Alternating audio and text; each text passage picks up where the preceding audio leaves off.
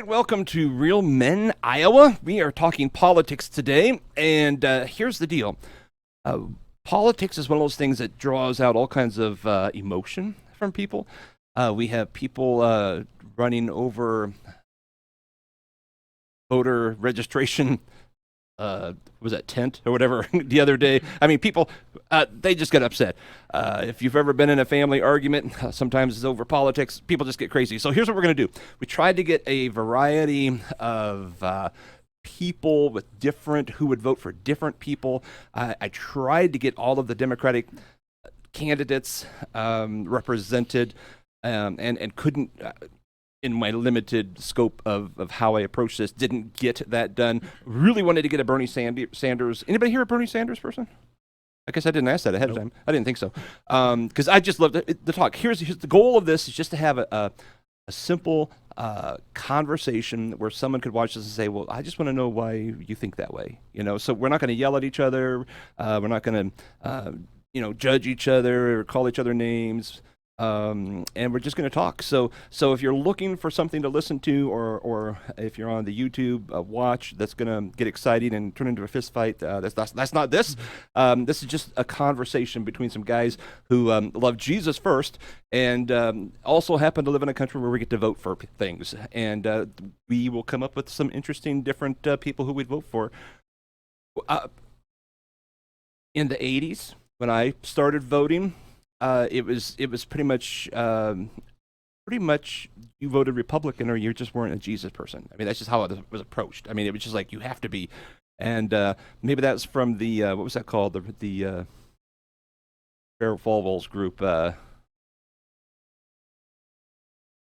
Anyway. Yeah, if I wasn't thinking about it, I could have told you without thinking. Moral majority? Yeah, the moral majority. And we all jumped on the bandwagon, and it was like, I don't know, everybody just voted for the same person because, well, that's what Jesus would do. And later on, people started asking questions like, well, would Jesus maybe vote for him? Whoever it happened to be. And anyway, we're just going to have some conversations. Nobody in this room knows everybody, so we're going to spend a little bit of time just getting to know who is in this group, what your political leanings are. Some of them are going to probably overlap a little bit, and then we'll just ask each other questions. So pretty simple. Let's start with Owen. Who are you? My name is Owen Fuller, and I live in Milo, Iowa. And the term, I suppose, that best describes me is probably an anarcho-capitalist. So it's a branch of libertarianism. So essentially, the best scenario, in my view, would actually be one in which there is no state, but I'm also a bit of a realist too. So I realize that you can't just turn around, flip a switch, and make that happen. Wait, so tell me again, what would you call yourself? An anarcho-capitalist. Anarcho-capitalist. Yep. So essentially, privatize everything. Another way of phrasing it. Okay. So there's a whole big, long discussion about what that looks like. From a theory standpoint, political theory that we don't have to get in, but essentially that would be privatizing absolutely everything across the board and not actually having what we would refer to today as a state, a government. Not opposed to governance, not opposed to having rules, laws, contracts, that type of thing, but just a different framework. But again, I know that that's not a flip of a switch type thing. So, Sure. I'll be talking about the libertarian candidate for president that I support, which is Jacob Hornberger. Okay. All right. Next, we have Nate. My name is Nate BEAIRD. I'm from Ankeny, Iowa, and I grew up a strong conservative, pastor's kid. Probably came from what you were talking about earlier, Dan. But I have recently, probably in the last 5 years or so, become libertarian as well. And I think I just became best friends with Owen just now. No, you guys are going to gang up on us now. Libertarian, conservative, I guess, is kind of where I would fall. And so that's where I'm at. The party just grew. We always say the difference between a libertarian and an anarchist is 6 months. So, we'll meet back here this summer. I'll tell you what his position is. I better not hang out with you too much. All right, Alberto. Yep, my name's Alberto, and live in Ankeny, Iowa, so nearby. Also a preacher's kid growing up, and so always, since my parents big conservatives, and so that's how I grew up too. And so yeah, that's where I guess the side that I would lean towards is just a conservative side of politics. How about Caleb? Yeah, I'm Caleb. Dave the preacher. I'm also a preacher's kid in a conservative family, but Am I the only one who's not? My dad was a preacher for a while. Okay. He's not anymore, but All right. and he came from a conservative house growing up. So There's a lot of trouble in this room. yeah. So anyway, I came from a conservative family, but I started to not eye to eye on this. So I'm gonna be, I guess, probably representing more left side. Still call myself center left, as far left. My candidate.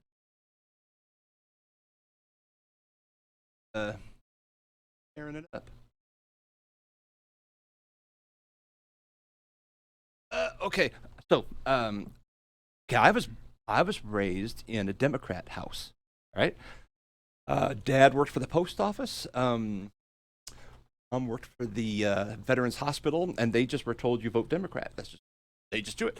And but that's the very first time I remember voting in school, so it wasn't a real vote, was Carter. So that with that election, and I voted for Carter because that's what you're. And he said he liked God, so I thought, hey, yeah, I'll vote for Carter. The very first election that I was able to vote, by then I was like in college and firmly in the moral majority, and went Reagan, and I've never not voted Republican since then. I left the Republican Party a few years ago, but then joined again only because I wanted to get involved with the caucuses because it was hilarious, I thought. I had my top 12 candidates last time, and that guy went down the escalator, and I was like, this is going to be hilarious. This is going to be great. I'm just going to be a show. I'm going to enjoy the show. Take a step back. At Obama's second election, I honestly took a step back because I was so confident who would possibly vote for this guy. Right? I mean, who in their right mind would vote for this guy? Well, a lot of people did because he got reelected. Then I thought, okay, I get too emotional about this stuff, so I just personally stepped back. Still very, I don't want to say very informed because some people can really make valid high government arguments. I just know what I like and what I don't like. I know what's going on kind of from the news. Anyway, as I started listening to all the speeches and everything of all the Republican candidates, I was top of my list. It doesn't matter. I kept listening to Trump going, I can't disagree with this guy. Like, I totally agree with the stuff he's saying. And I found myself being almost not like a crazy fan, because there's a lot of stuff about him as a human being. I think, oh, please, can you lose Twitter? Can you not just talk? Some of the stuff he says is not Christian. But somewhere along the line, I also realized I'm not voting for a preacher. I'm voting for someone who best represents me in the pool of people that I can vote for. And that's just where I come from. So I voted for Trump. I will vote for him again because mostly I'm one of those evil single issue guys, I guess. The most important thing to me in an election is what do you do with the unborn, and what are you going to do to protect children? And that's it. So you can destroy the economy, and I'll still vote for you if you're going to protect children. So I don't know what that makes me. I mean, but that's my number one thing. So and my name's Dan. I never said my name, did I? So Dan Hudson in Johnston. Okay, we've given a general.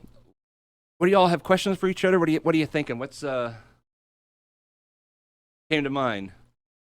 I think it's interesting just to point out that all of us have kind of at least slightly maybe changed direction a bit from parents. I know, but in a group of 5 people, to have 4 out of 5 say, I grew up in this kind of home, and obviously have a little bit of a deviation. Kind of interesting.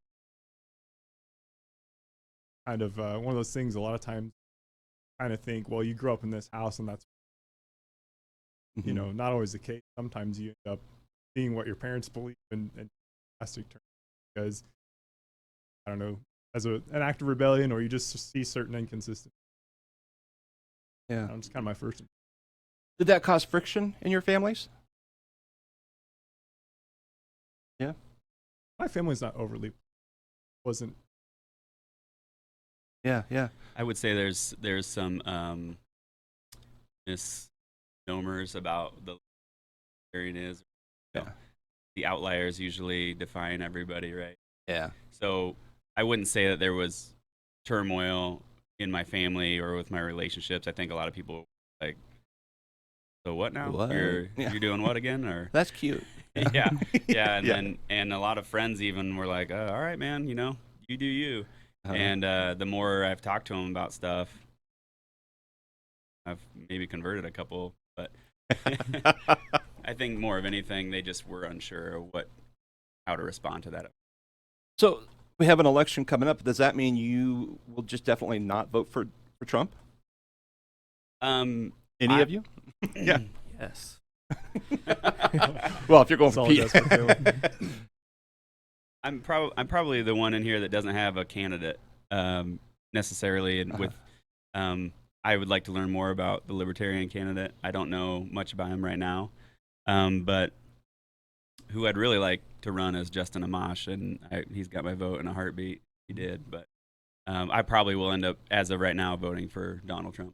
Okay, Yeah, okay. if the election was today. Right. Yeah, that's all we know. I mean, Yeah. yeah. I think that the fact that we here brings up something about ranked choice voting. Frustrates me that we're stuck with two parties. Yeah. And ranked choice voting would slowly allow natural development of additional parties to rise. And so it's not that choice of would you vote for Donald Trump, throwing away your vote as a libertarian, and it becomes actually use that vote. Use it. That's a good point. I think we're getting closer each election to breaking apart some of these parties. I think we'll see what happens with the Democratic. I think that Nomination. last election, the Libertarian Gary Johnson did so well because the two other choices were terrible. Yeah. that I think Libertarians are on the ballot in every single state in the country because of that. It's been a which- growing thing. There is Yeah. parts of the Libertarian that I'm attracted to, and then there's times. That's why I say I don't know how to define myself, because I'm like, yeah, I'm not big on like free open drugs everywhere, you know. And it's like, at some point you gotta. But then I'm just talking out circles. That's why I'm not the political guy, you know. I think too, within like Nate was talking about, there's, you know, sometimes you get some misconceptions. I think Right. when I first heard of libertarianism, I thought that meant that I had to be pro-abortion, pro-prostitution, pro-drug use, and yeah, Always pretty be. much. And then like, you know, firearms, which I think over time what I've come to accept is I can be against certain things, right? Like I can think that drug use not a good idea. I can be against that. But where I disagree with a lot of other people, probably more so in Republican camp, is on whether the state's the best. That you see a lot of in the drug war is a prime example. You know, probably find a little more agreement with some left-leaning people on this. You have a lot of things that happen because of that war on drugs, right? You have a lot of additional police abuse. You have a lot of additional back alley type crime, you know, things that are going down because it's clandestine. It's interesting because if you look at the 20th century and you look at prohibition of alcohol, not only did it not stop alcohol, but you had a lot of incidents, you know, speakeasies being broken up, people getting literally shot in the street, things like that. It didn't really stop the consumption of alcohol. And you can argue various positions on that, you know, within Christianity. And I can think that, you know, as Christians, we shouldn't be, you know, using drugs, you know, but is the best way to address that in society through, you know, locking people up. You've seen countries like Portugal where they've decriminalized everything pretty much. And you saw a spike in drug use. Everybody's like, yeah, it's legal. And then what you saw happen was it tapered off, and it started dropping because people who wanted to get out of that now didn't feel so worried about the legal ramifications, felt more like they were able to go get treatment things. So again, I kind of fall in that camp where I'm not necessarily for all these things that we as Christians would consider sinful or vices. I just don't know that the law doesn't change anybody's heart, right? Like that's pretty clear in Christian theology. Yeah, can't legislate morality. It's a good catchphrase you hear a lot of times. So I guess that's where I Interesting. I wanted to make almost exactly all of those same things. Drugs, prostitution, whatever it may be, like, clearly they're wrong in the Bible, but we're all sinners equally, and legislate away that sin doesn't save them in any way. It doesn't fix the problem at all. I think a lot of times as Christians, we like to try and get other people to follow our beliefs without the belief. And it Oh, it's so much easier. really make any sense, because that doesn't solve any issues. It doesn't get them to heaven. That's it. As Jesus, people, our first priority should be making disciples. And it doesn't matter what the laws are. If we're making disciples, they'll live like Jesus people, right? And that's what you're saying. I mean, yeah. Right. I don't put words in your mouth, but yeah. And I think, like, we're kind of talking specifically about candidates. Like, if you look at Jacob Hornberger, which at the moment is not the actual nominee, so it's sort of in that primary phase. Libertarians right now as well.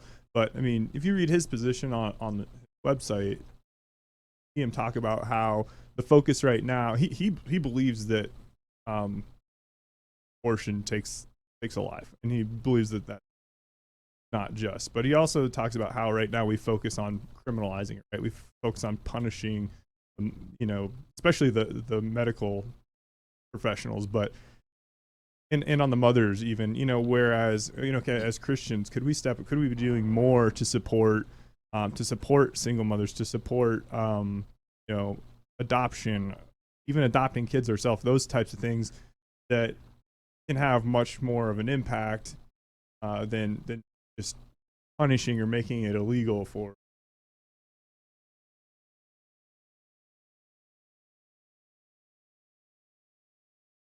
All right, where you at, Nate? Well, I'm so voting Libertarian. we look at all these topics, and we have like the added complexity, I guess you could say, of looking at it through the Christian lens. Like we can't just vote a certain way because this or that. We have to really search our heart and look at it through the Christian lens. And so I think what Jesus did when he came to this earth was he raised the bar. So he had the Old Testament, he had the law, and then he raised the bar. So he never asked us to do less than the law. He always wanted us to do more. Have you ever lusted or had an affair?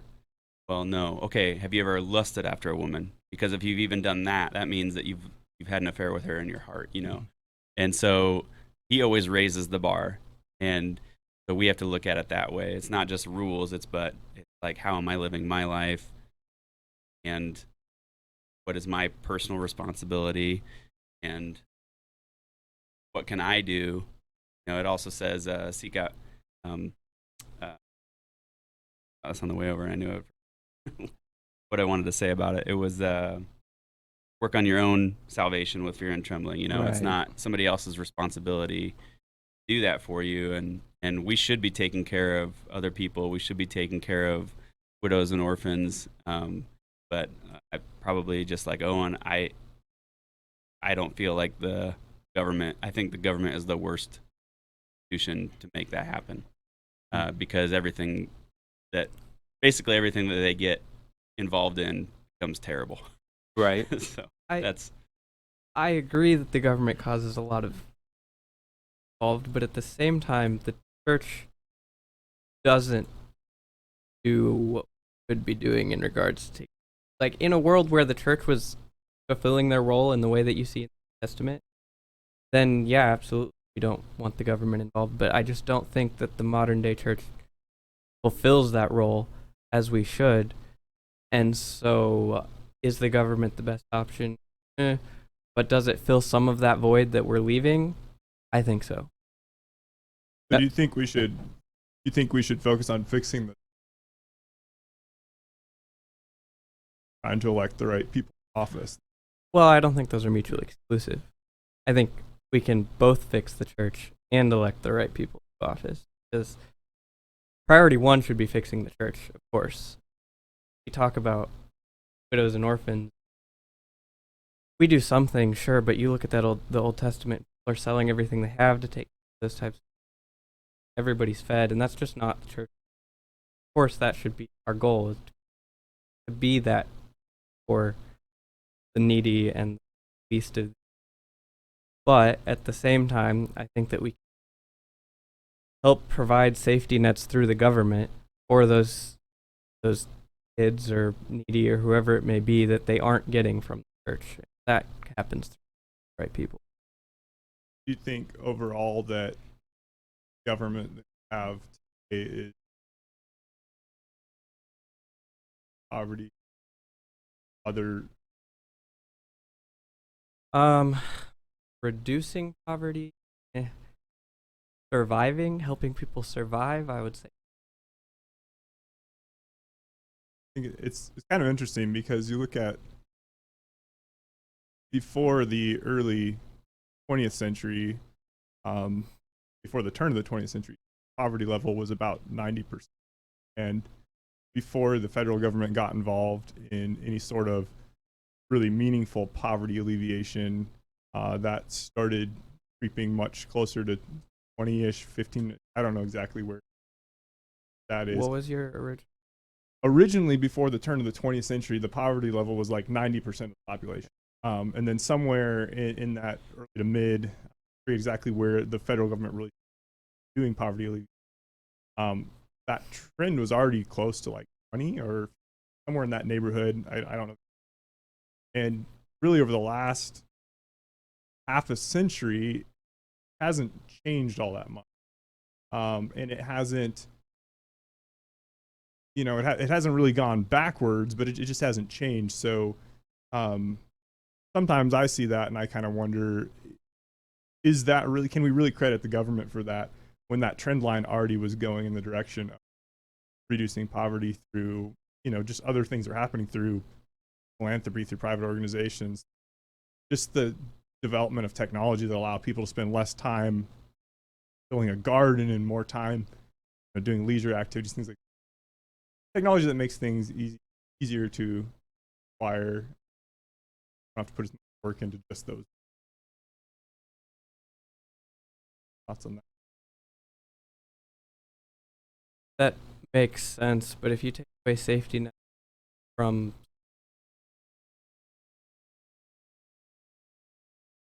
where does that? I definitely think it takes people stepping up in the church and other private sector. Definitely can't just flat out. Yeah, that's tough because, I mean, you're right. I'm the first one to say, hey, that's the church's job. But then, you know, we're not really. I mean, most churches are under 200 people. They don't have a budget. You know, they can help the people around them, but I can't fully support another family. You know, and I'm unwilling to sell my house because then I won't have a house either. You know, so like the Book of Acts, you know, like they did. So I have a couple thoughts. I've been on staff at a church, so I know what goes into those benevolence funds where people need help paying rent or with groceries or whatever. Part of that comes from the donations of the people. Mm-hmm. So when you tithe to your church, you're also helping people in various situations of need. So, and Jesus never told us to abdicate responsibility to a larger organization do those things for us. He always asks us to do those. So, I mean, by saying that the government should provide this safety net or this safety net. I mean, we're looking at it through a biblical lens. Jesus never told us to do that. He said that we should do that. If you see somebody in need, then you should start a charity. What are we doing individually to help people that we see as in need? And I think charities are perfect because they allow us to give of our own free will, and it also helps people with no strings attached. Where bring government or a larger institution into it, there's also. I think we agree fundamentally should be individual. When I say the church, I wasn't meaning. Of course, the church congregation. When I say the church, I mean. But the corporate church is made up of individual churches, right? Right. But I guess where we differ is, me, that seems idealistic. Not that it shouldn't be what happens, but it's not happened. I guess in the absence of it happening as it should be, social programs as alternates. So if the church in the next 20 years just repented and started actually engaging in our communities, would you probably back off? Yeah, for sure. Yeah, for sure. yeah. I just don't see the church stepping into that role, even if the social. I think that it's probably a little. I don't think it. All of that, especially because the church has a tendency to, just because of how locations work, you have a tendency to help those around you. A lot of times, that are in need are not in the same areas where you're going to have a church. Geographic differences or racial differences. A lot of times, wealth differences. There can be so many different reasons that our church just isn't going to see necessary. Well, on the other end, I think also, I mean, there's just because people are homeless doesn't necessarily make it the church's fault either. I mean, there's people who don't want help. There's people who can't get help, and so it's a little, I feel like you can't really blame the church for all the downfalls of our economy or society, because I mean, there's so many different things that go into it. Yeah. And I just don't think that giving oversight to, especially the federal government, fix these problems is going to make it go away. It probably will make it worse, like everything else. I guess that's fine. Just before we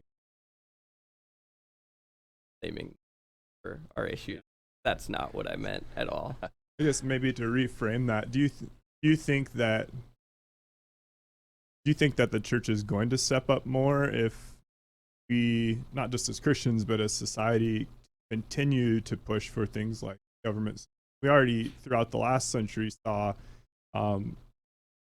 things that used to be done by private organizations and churches, fraternal organizations and churches used to provide, for example, a lot of the health care for free or reduce costs to people who couldn't afford it. And as welfare programs from the state started to come into play, we saw a lot of that drop off. Saw employer-backed health insurance becoming the norm because the federal government actually put a maximum wage cap, not a minimum wage, but a maximum wage cap on, and employers were looking for ways to entice people in to their company and differentiate themselves, and they found this loophole of providing insurance. So as that happened, as those laws changed, which forced the market to change a little bit, it started replacing things that the church used to do, things that fraternal organizations, Elks or those types of things used to maybe provide, with those services that big business, big government started to provide. Do you think that going forward, keep pushing for government intervention that will further discourage the church, or do you think it's one of those things where those both could keep growing? I think they both grow because there's always going to be people who cracks.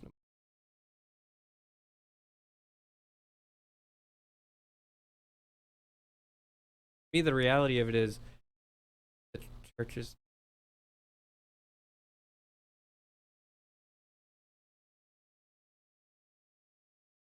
The numbers don't necessarily work for the church, even if we were doing our everything as I don't think the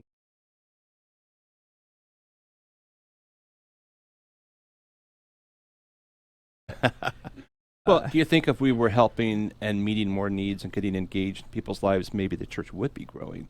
yeah, it's true. You know, because true. we're talking about the church as the show and the Sunday morning, but I mean like actually the church, the organic, Right. you know, bride of Christ. Yeah, yeah. And I It's do interesting. I do definitely agree with you that the church people can do more because only a fraction of people that actually attend or members at a church actually tithe on a regular basis. Mhm. And so that's where it goes back to personal responsibility. Am I helping? Am I giving of my time and money to help these? You know, the church is a nonprofit organization. It can only do what it has the money to do. Right. You know, so I mean, just recently there was around Christmas time there was that mega church that paid off like tons of medical bills for. I mean, it was like several $100,000. Mm. Well, they must have a lot of tithers in there. Right. That's right. how it works. And there's so much that people just don't know about. Like you mentioned, you've been on staff at a church. I mean, we there's a lot of money that goes out that people just don't. We don't talk about it. Hey, the Smiths are having trouble, so we paid their rent. You know, but we've paid Right. car payments and rent and meals and food and or clothing and there's a continual, but not to the point of the need. Yeah, we haven't reached that. So Alberto, okay. I was feeling like we were leaving him out here a little bit. To be honest, I mostly came to listen to you all. I was going to sit back and just hear. We can do that. What? So you come from a different perspective. You grew up in a church. Your dad planted a Spanish-speaking church. There's a lot of people who've come up from Mexico and people that were also here. But there's maybe bigger needs there than your suburban middle-class white church that I've been a part of. Maybe. I mean, am I just projecting that? I mean, I know. I guess I've talked to him in the past, and I know there's like needs. You know. Yeah. How does that? What is that? How does that paint your opinion of all this? I mean, I think there's need in there just like there's need in the churches here or other churches. I feel like, I don't know if I would say there's more need in that area. I feel like every church has that, group of people that are always in need. And I mean, we do the same thing, that we try to help them out with what we have. The same thing as other churches, not a lot of tithers in our church. So, trying to figure out ways to help them financially, or, I mean, making meals or doing stuff like that for people. I mean, we still try to do that through the church, but yeah, I don't know. I don't think there's too much different. Okay, well, I mean, I figure you know more than I would. I mean, I would stick out probably. If a little. Who's that giant guy?